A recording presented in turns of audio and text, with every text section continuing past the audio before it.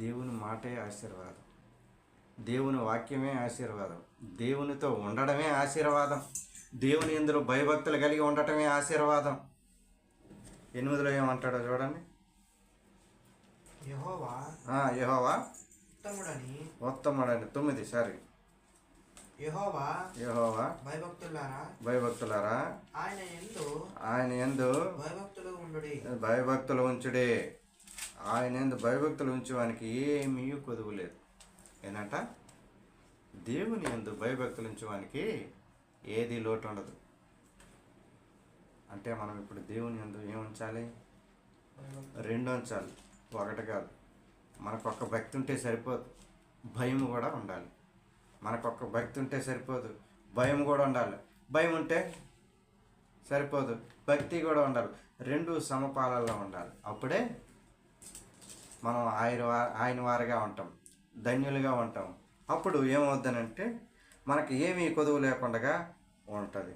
అదే రకంగా 6 చూసుకుంటే, దీనుడు మొరపెట్టగా ఆయన ఏం చేస్తాడట? యెహోవా ఆలకించును, అతని శ్రమలన్నిటిలో నుండి అతన్ని రక్షించును. ఎవడంట? దీనుడు. మనం దీనులుగా ఉండాలి. మనం దీనులుగా ఉండి ఆయనను మొరపెట్టాలి. ఆయన దగ్గర మనం కాళ్ళు ఎగరేయకూడదు, ఆయన దగ్గర మనం హెచ్చులు చూపకూడదు.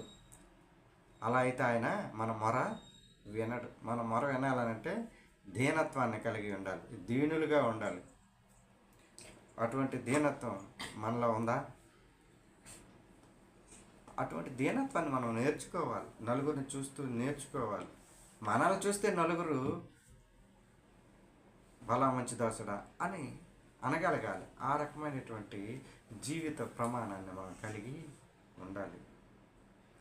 ఇలా మనం దేవుని రుచి చూసుకొని తెలుసుకోవడానికి చాలా విషయాలు ఉన్నాయి.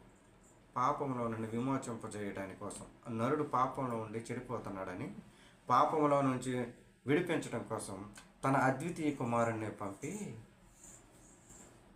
ఏ కుమారుడు? అద్వితీయ కుమారుడు. అంటే ఇక రెండో వాడు లేడు, ఒకడే కుమారుడు. తన ఒక్కగానొక్క కుమారుడిని పంపి మనము చేసు పాపముల నిమిత్తము ఆయన శిలువ మరణమాయను. దేని నిమిత్తము? మనం చేసే పాపాల నిమిత్తం ఆయన ఏమైనాడు? శిలువ మీద మరణించాడు. తన సొంత కొడుకుని మన కొరకు, అంటే దేవుడు అత్యంత ప్రేమమూర్తి, అత్యంత కృప కలిగిన వాడు, అత్యంత దయగలిగినటువంటి వాడు దేవుడు. అటువంటి దేవుడిని కలిగి ఉన్న మనం అంతే ప్రేమను కలిగి ఉండాలి. అటువంటి ధన్యతను